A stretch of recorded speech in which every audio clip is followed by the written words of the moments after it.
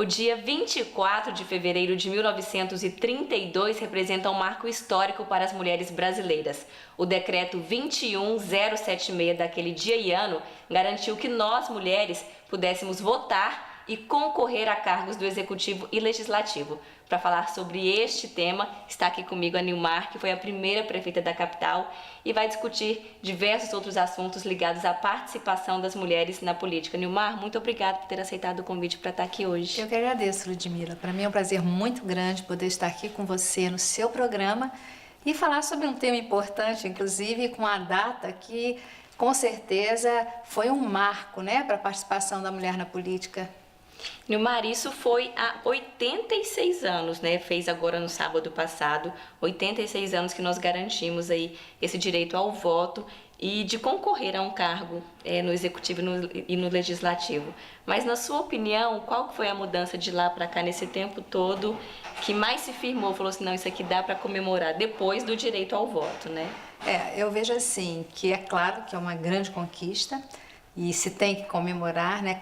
Vamos dizer assim, cada conquista, cada passo que a mulher dá em relação à sua participação nas instâncias de poder, mas tem sido assim muito lento esse espaço, esse direito da mulher e essa necessidade da mulher participar ativamente das instâncias de poder, né? Para você ter uma ideia, hoje no Executivo, né, nós temos aproximadamente 10% de mulheres na Câmara Federal. A mesma coisa se repete também nas outras instâncias. Nos municípios, né, nos cargos eletivos. Então, você vê 80 e tantos anos, né? E a participação ainda continua muito pequena, né? Muito Porque 10% na Câmara Federal, mas num cenário nacional também não passa dos 14%. Não chega, exatamente. Nilmar, agora a gente sabe que é uma unanimidade entre os especialistas de que o nível de participação das mulheres na política ele é um indicador do amadurecimento da democracia naquele lugar. Quanto mais mulheres participando da política, mais democrático é o governo, ou pelo menos mais interessado em que os espaços sejam iguais desse governo, né? Como é que você vê esse cenário hoje? Olha, eu vejo que para que haja realmente uma democracia, para que as políticas públicas, para que as leis venham realmente ao encontro da população, é necessário essa paridade nas instâncias de poder. Nós temos aí no Brasil e no mundo uma paridade no que se refere a homens e mulheres, né? Nós somos até um pouquinho mais, né?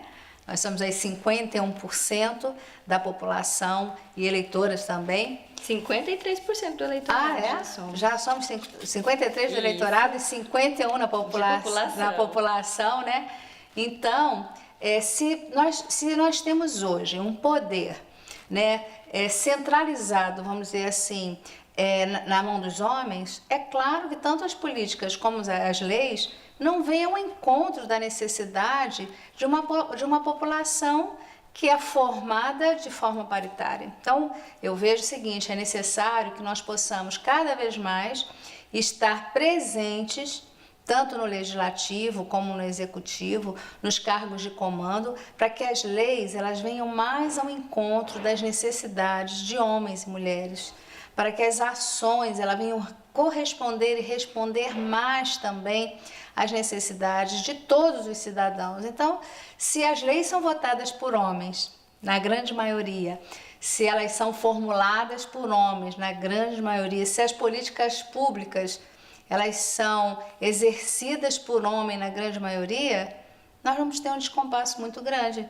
Então, é fundamental que as mulheres cada vez mais possam participar desse processo. Aí sim, a gente pode falar em democracia, a gente pode falar em justiça social, né? Então, a nossa busca, a nossa luta, né?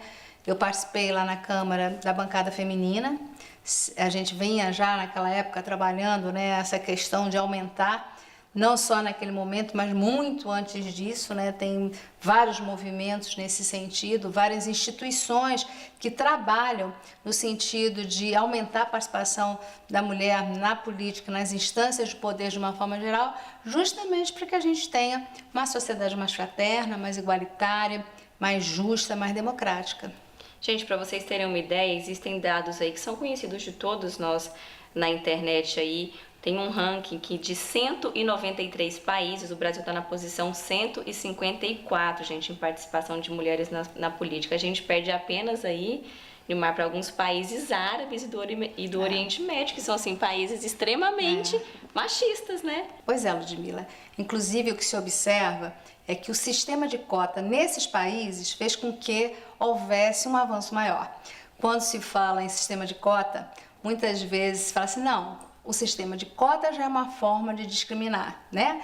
Mas foi através do sistema de cotas que a Argentina, que outros países conseguiram aumentar consideravelmente o número de mulheres na política. Pena que a gente aqui caminhou muito pouco em relação a isso, né? Porque nós temos a lei que coloca a necessidade de 30%, né, de candidaturas femininas, que os partidos tenham nas suas composições 30% de mulheres, mas a gente sabe que mesmo com essa lei que foi votada, promulgada e está em vigor, a gente ainda não teve uma correspondência no que se refere ao aumento de mulheres na política. Até porque você já passou por diversas eleições na prática e você me disse que, apesar dessa lei que garante toda essa cota aí, existe um boicote ali na hora de formar as chapas, de dividir. Com certeza. Durante o processo. Explica essa parte para você, como mulher que já passou por esse processo tantas vezes aí na prática. Bom, Ludmila, a gente vê isso na hora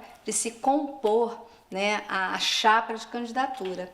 Como os partidos são comandados por homens, se escolhe primeiro, né, os nomes dos homens que vão compor a chapa e muitas vezes os partidos só colocam mulheres se candidatando para poder cumprir a lei. Para entrar dentro daquela cotinha dos 30%. Para entrar na cota dos 30%. Então a gente vê que ainda é um ambiente muito dominado pelo machismo, né, Nilmar? Os partidos, praticamente todos os partidos, poucos são os partidos comandados por mulheres, então a grande maioria são comandados por homem. Como a gente falou, a participação, né, na política é um pouco mais de 10%, é muito pouco. Então, como a instância de poder é comandada pelos homens, a mulher fica numa desvantagem muito grande. Outro problema que as mulheres enfrentam na prática durante um processo eleitoral é a questão da divisão do dinheiro que vem legalmente pelos partidos políticos. Nessas horas também eles privilegiam os candidatos homens? Financiamento de campanha é um grande problema para a candidata, porque é claro que os homens vão prestigiar, inclusive tem muito mais interesse em eleger os próprios homens. Então, para a mulher, tanto é difícil a captação de recurso, como também a questão do, vamos dizer assim, do apoio do partido para a sua candidatura. Vamos falar um pouquinho agora sobre você, né, a Nilmar, mulher. Por que eu escolhi te trazer aqui? Além de ser a primeira prefeita da capital, você tem um currículo aí nessa área já de prestação de serviço à comunidade bastante extenso. A Nilmar, gente, ela tem magistério e é licenciada em Educação Artística, pós-graduada em Administração Escolar e pós-graduada em Políticas Estratégicas. Na política você começou justamente nesse campo da educação, né, Nilmar? Bom, eu vim aqui para Palmas, né, em 92, justamente para estruturar a educação da capital, que recém-criada, que estava começando, né? Fui secretária municipal de educação, depois tive o convite de ser secretária estadual de educação, né? Foi muito interessante o trabalho, porque eu aproveitei toda a minha experiência de educadora, que a vida inteira eu fui professora. Em Brasília tive a oportunidade de coordenar os projetos de meninos de rua da capital. Então eu peguei toda essa minha experiência e pude aqui lançar programas e ações que com certeza fizeram assim, naquele momento em que o Estado estava começando a se consolidar, uma diferença grande. E foi isso que fez com que eu entrasse para a política. Eu até brinquei, o pessoal falou assim, você podia ser candidata para poder defender os nossos objetivos, os nossos projetos, defender a educação no legislativo. E eu brincava, olha, na realidade eu não tenho experiência nenhuma, eu não tenho ninguém na minha família que seja político, né? Eu falei, não, nem síndico de bloco, nem ninguém eu tenho nessa área para poder servir como modelo, nem nada. Mas o que me fez entrar na política foi justamente poder estar atuando de uma forma decisiva para que nós pudéssemos ter leis, para que nós pudéssemos ter ações que pudessem realmente melhorar a qualidade do ensino do nosso país. Por isso eu fui para a federal, porque eu falei assim, eu vou para lá para a gente ter leis maiores que possam vir beneficiar os estados, os municípios, as nossas crianças, os nossos jovens, a nossa família, porque a gente sabe que a educação é a base. A educação é a base do desenvolvimento, a educação é a base dos relacionamentos entre as pessoas, do sucesso das pessoas na vida. Então eu falei, bom, eu sou apaixonada por educação, né? Eu digo, quando as pessoas perguntam para mim assim, Nilmar, qual é a sua profissão? Mesmo quando eu era deputada federal, prefeita, eu falei, eu sou professora. Em primeiro lugar, eu sou professora. Os outros cargos aconteceram na minha vida, né, para que eu pudesse contribuir, e eu sempre encarei dessa forma. Eu sempre entendi que as missões que Deus e que o povo me confiaram foi sempre no sentido de me dar a oportunidade de servir e também de colocar os meus sonhos e objetivos em prática.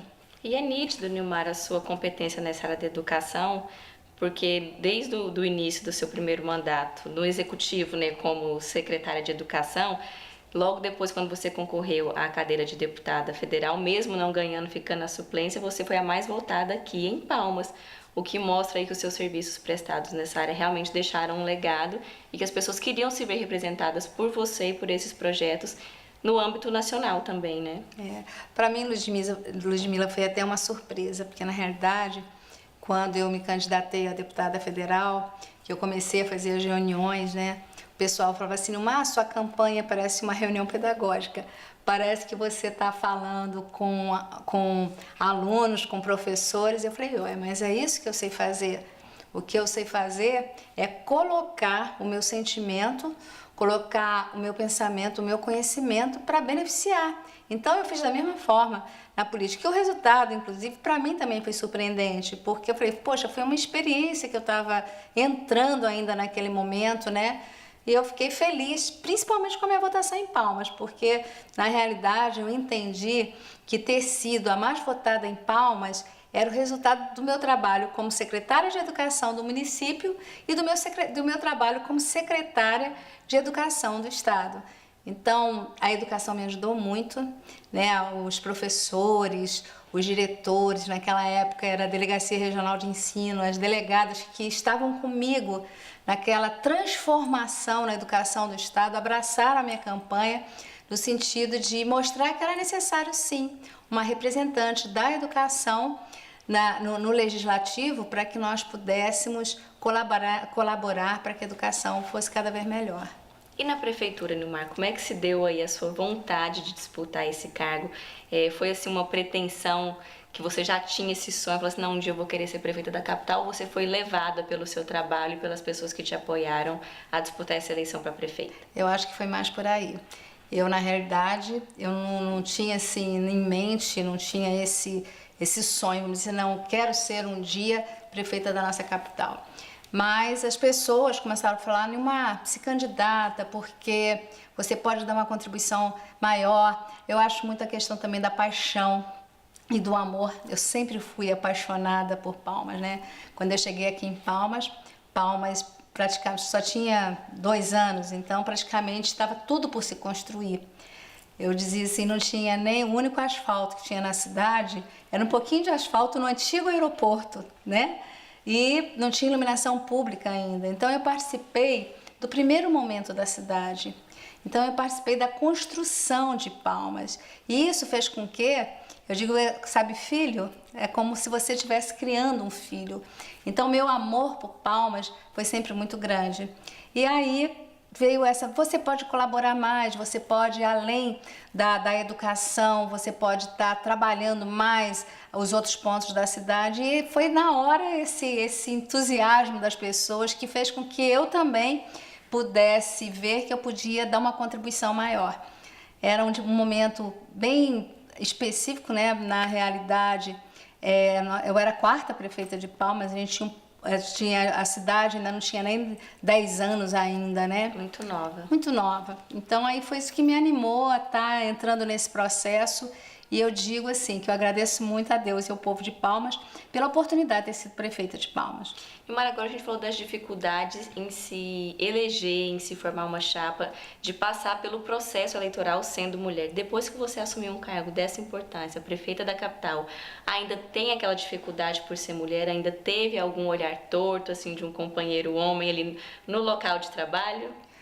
Olha, eu posso dizer para você com toda a segurança que a mulher, para ocupar um cargo na instância de poder, seja no executivo, ou seja no legislativo, seja como prefeita, seja como deputada ou como vereadora, ela tem muita dificuldade. Há preconceito, sim.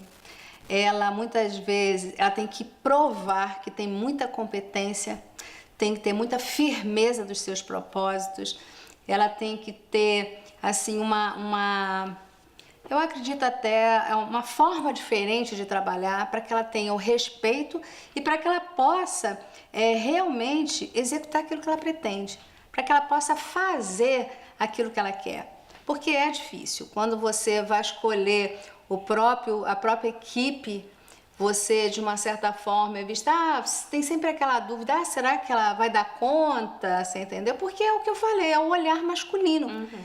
A mesma coisa na Câmara. Na Câmara, você imagina, na época que eu fui deputada, 513 deputados, só 41 mulheres só. Então, não te convida, até para te convidar para participar das reuniões é difícil. A mulher, por exemplo, não tinha nenhum cargo de comando na Câmara.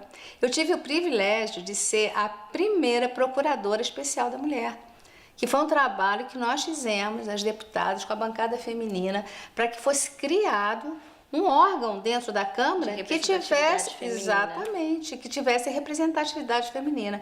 Então, eu acho que é um processo. Cada vez mais a mulher, até porque, como você sempre fala, né, a mulher ela tem que estar em todos os lugares e ela tem competência para isso, mas é um processo que vem acontecendo e que a gente espera que ele se dê de uma forma mais acelerada. Bem mais acelerada. Bem mais. Eu sempre falo da paridade. Quando se fala assim, porque a mulher tem que ocupar os espaços dos homens, eu não penso assim. Eu penso que a mulher ela tem que compartilhar dos espaços com os homens.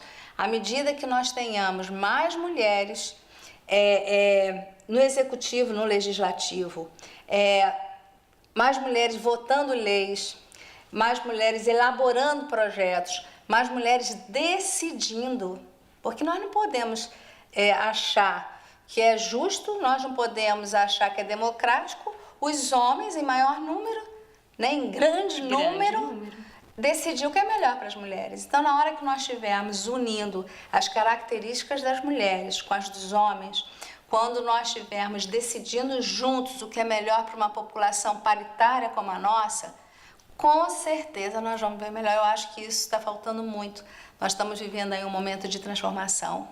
Eu digo assim, quando a gente vê tudo o que está acontecendo, né, quando se busca uma política mais ética, não é nem uma política, é uma vida. Quando se busca uma vida mais ética, quando se busca, né, um momento em que as pessoas possam viver melhor, eu digo que é fundamental que nós possamos pensar nisso.